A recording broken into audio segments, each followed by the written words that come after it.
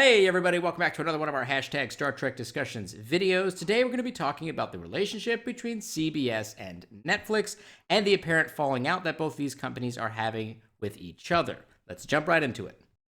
Okay, so the current rumor kind of running around right now that I'm kind of trying to address in this particular video that's taken me a long time to gather research on is that Netflix is furious about the supposed poor performance of Star Trek Discovery and going as far as to say that Netflix is going to basically refuse to distribute the show internationally, causing them to have a supposed fine for not doing so, and bidding a very, very low amount to be able to internationally distribute the Picard show. So we're going to talk a little bit about what we can prove, what we know, and I'm going to provide my kind of 2 cents on all the data that we have. First, looking at what we know. So we know from an interview that Les Moonves did back in 2016, he stated and kind of was boasting about how the amount of money that Netflix paid to distribute Star Trek Discovery initially covered the costs of season 1. It's important to note that a lot of people have misconstrued this as Netflix paid specifically for Star Trek Discovery Season 1, but that's not the case. What he was implying there was that the amount that Netflix wrote a check for and gave to CBS zeroed out their balance sheets, so it didn't really cost anything for CBS. CBS and their investors are still the ones that actually paid for the show to be produced, but the amount that they received from Netflix just balanced everything out for them, which is great. Now, the amount of money that Netflix paid initially seems to cover anywhere between 3 to 5 year plans for international distribution for Star Trek Discovery. I wasn't able to find an exact report on that. The only thing I was able to find was some speculation as to the amount. So it's anywhere between 3 to 5 years. So that's what we do know for sure and can be proven based off of information that we've received from Les Moonves. And the total amount there isn't exactly accurate, but it's around $130 million that Netflix gave to CBS. And that's based off of the price per episode estimation that has been published online, which is around $8.5 million per episode. So that's what we know for sure. So a couple of things that we don't know for sure and that we cannot prove at this point is, number one, if Netflix put any additional money into the second season of Star Trek Discovery. Number two, if there is any or what the amount is of the penalty if Netflix decides not to distribute Discovery Season 3. And number three is, of course, how much they bid on the Picard show. These are things that we cannot prove. These are coming from insider sources. We have multiple videos and articles online that are covering this particular story, but those particular numbers cannot be proven with any additional hard facts. And this is kind of where I've spent a lot of time trying to disprove and zero in on. I was trying to follow the money in this case. And as I was doing that research, I realized that I was looking at this situation from the wrong perspective, and I should reshift my focus into the current status of the relationship between CBS and Netflix and why CBS would want to start partnering up with Amazon moving forward into the future. So let's talk a little bit about the past that led us up to this point where we are today. I went on to the Netflix corporate website and publicly available for everyone to go look at. The links are down in the description. And I started going through their letters to shareholders for each of the quarters, starting with 2016, which is when a lot of these discussions for Star Trek Discovery were happening. That's when Les Moonves did his, interview. So that's where I started at. And I have found kind of an interesting tale between these different shareholder letters. So let's first look at quarter 2 of 2016. So these shareholder letters are broken down into different topics, and one of them, big ones, being content and competition. Now in 2016, quarter 2, CBS and Star Trek Discovery is mentioned underneath the content piece. And this is, again, there to describe to Netflix shareholders that what the new exciting content that's going to be coming to the platform. This is their boasting section to let everyone know what's coming on. And in there, they do reference that they are going to be participating in the distribution of Star Trek Discovery for CBS. Now, they mentioned this again at the end of the quarter 3 2016 by saying something like, they are going to be increasingly ensuring the early financing and sharing windows globally for the original broadcast series like Star Trek Discovery for CBS. And again, this is still underneath their content section. So these first 2 letters are, again, the boasting section that Netflix is using to their shareholders, letting everyone know, hey, check out Star Trek Discovery, check out how we're working for, CBS and all this stuff like that. Like, this is their boasting section.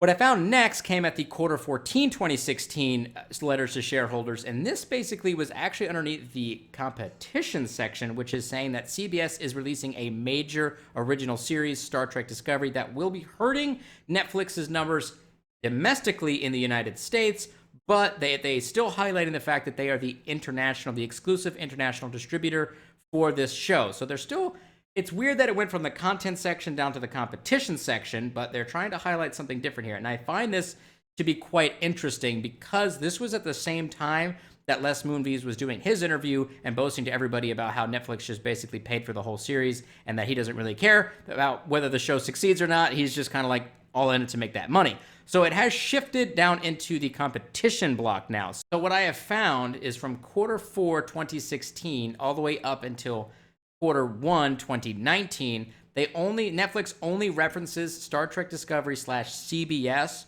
one more time in any of their letters to shareholders, and that is in Q3 2017, which again is in the competition section, and it just states that CBS All Access has started to release content internationally for themselves. And that's it. They do not reference Star Trek Discovery or CBS ever again over the next several years to these letters to shareholders. Obviously, right now, the way we have this evidence laid out is that Netflix wanted to stop talking about, Star Trek Discovery because they think that it sucked. And that's something that definitely people can arrive at that conclusion, and I understand why you might think that.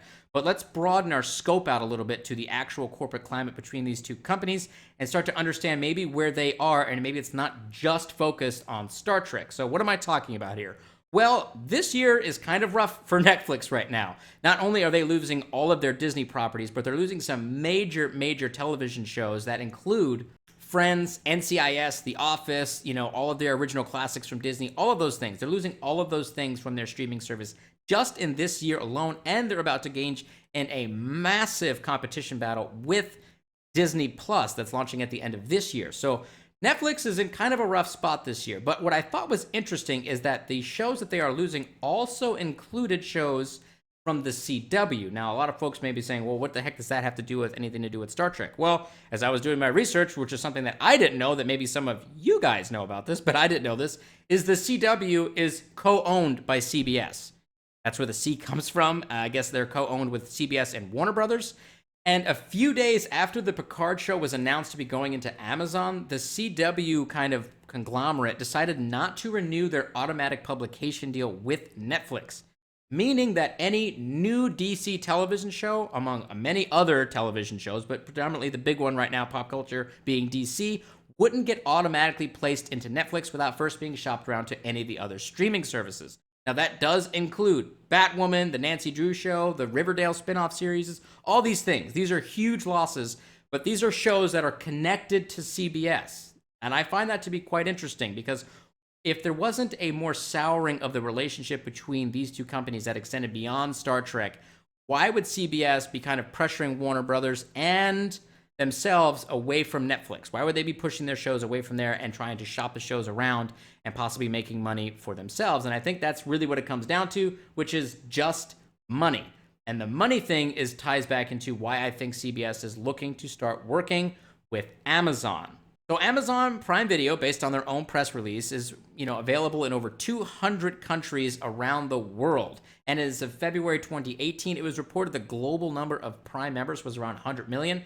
But then in April 2019, it was reported that the U.S. total number was over 100 million. So it's safe to say that the overall number of Amazon Prime Video users is in between the 150 to 200 million mark, which is massive, way over the reported number of Netflix users. But that's only one reason I think that CBS is looking to connect with Amazon. I also believe that one of the big issues is the fact that CBS All Access is looking downrange. They're looking to the future. They're looking towards what can they do next with CBS All Access. And something that Netflix cannot offer CBS is the ability to act as a gateway to people to subscribe to All Access. When I go to Amazon right now and I look at Star Trek Discovery, the entire season is available to me, and I have the ability through the Prime Video channels to sign up for CBS All Access. Amazon is acting as the gateway drug into CBS All Access. I do believe that CBS is looking to vector themselves to being an international distributor of their own content in the future and looking to kind of use Amazon as a conduit to do that. Many other channels do this, like HBO or Starz, Showtime.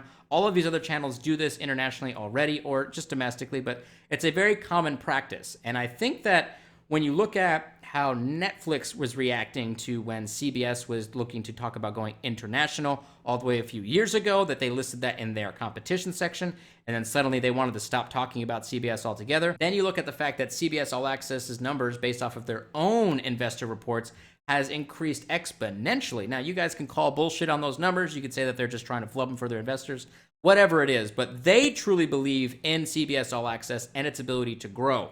And the best way to do that is to get more people to subscribe to their streaming service. And they can't do that with Netflix, but they can do it with Amazon as the gatekeepers into their platform. You don't have to go to the CBS website, which people may not want to. They can just go to Amazon and just do it all from there, and they don't have to worry about any of those things. Now, I know that's not in place now internationally, but I do feel as though they are looking long range and trying to move their big brands into Amazon for streaming. That's what I think that their plan is. And that's a bit of conjecture on my part. That's a bit of assumptions on my part. But when I look at all of these different situations going on between the CW shows kind of getting pulled from Netflix, CBS looking to vector themselves into the Picard show on Amazon, and Netflix losing a lot of their ground in terms of some of their good content that people subscribe to that channel, that subscription service for, it just seems as though Netflix and CBS are separating, and CBS is being like, listen, y'all are losing a lot of stuff. Putting our shows out through you internationally does not boost up our CBS All Access numbers, and our goal right now is to boost up our numbers. So we're going to go with Amazon, and they're going to allow us to not only do it internationally at some point in the future, but it will encourage people to sign up for our streaming service and get us our revenue the way we want, as opposed to you just writing us a check every couple of years and trying to distribute our shows. I also think that, again, that CBS is really starting to vector their content and trying to boost up their Star Trek profile on Amazon, as we just heard a few days ago that they plan on releasing a bunch of the Star Trek movies available through Amazon, probably to get people excited and jazzed up and prepared for the Picard series. They're probably going to want people to start watching Star Trek there and start getting more invested there. So I think that there is a lot of things happening here. I think that the idea that Netflix is furious over the supposed poor performance of Star Trek Discovery is a gross oversimplification of a very complex issue. I mean, even Netflix sent out their weird, year in review graphic that included Star Trek Discovery as one of their top shows. And I think if Netflix really did feel as though it did poorly, they wouldn't have included there. I think the show just did fine. It wasn't a breakout hit, because if it was, they would have told us. But no one's going to get on the daggone television or on YouTube or on an article and just say, yeah, that Star Trek show, it performed fine. No, they're not going to do that. They're not interested in saying that. They have it on this fun little graphic where it shows that. Then we have the Parrot Analytics thing showing the in-demand expressions. The show is weirdly popular by also being somewhat unpopular. People are interested in watching it whether they like it or not, but there's a lot of people still watching it. Whether they're enjoying it or not is a separate thing, but there is a lot of people supposedly watching this show. And I think CBS is recognizing the relationship between them and Netflix doesn't benefit what they're trying to do, which is to try to pull their content away from just being able to be pumped through an international distributor and trying to get people to sign up for their own streaming service. And this is not a unique thing that CBS is doing. This isn't some kind of grand conspiracy that I'm trying to just magically come up with. Warner Brothers is also doing this themselves with their own DC Universe website, which I'm sure that they're probably also interested in being able to not renew that deal with Netflix that automatically gets the DC shows, because they're probably wanting to put it on their own streaming service, which encourages people to pay them the money directly as opposed to just getting that simple check every few years from Netflix. A lot of channels, a lot of networks are doing this. So it makes sense to me. That's what CBS is trying to do. I think the relationship eventually just soured because CBS realized that All Access has potential and they are ready to go full regalium with it. And I would not be surprised within a few years that they are not just completely internationally available and that they are routed straight through Amazon direct to consumer in that fashion. Anyways, guys and gals, I know that I just hit a lot of you with some serious information. There is some conjecture in there. These are just my feelings on how this particular situation is unfolding. Again, we don't really have proof of any of this stuff. This is just the information that I could find, and this is the way it made me feel and the way I interpreted it. But I'm curious to hear what all of you guys and gals think of it. Are you interpreting these things the same way that I am, or do you think that is actually a situation that's just about Star Trek and all this other stuff isn't important? Or do you think that the landscape of streaming on-demand stuff is changing and Netflix is kind of hurting and CBS is looking to step up and sees possibly some blood in the water and they want to go ahead and get some more of that money? I'm curious to hear what all of you guys and gals think about this. Please throw up your ideas and comments down below and let's get this conversation started. Live long and prosper, my Trekkies!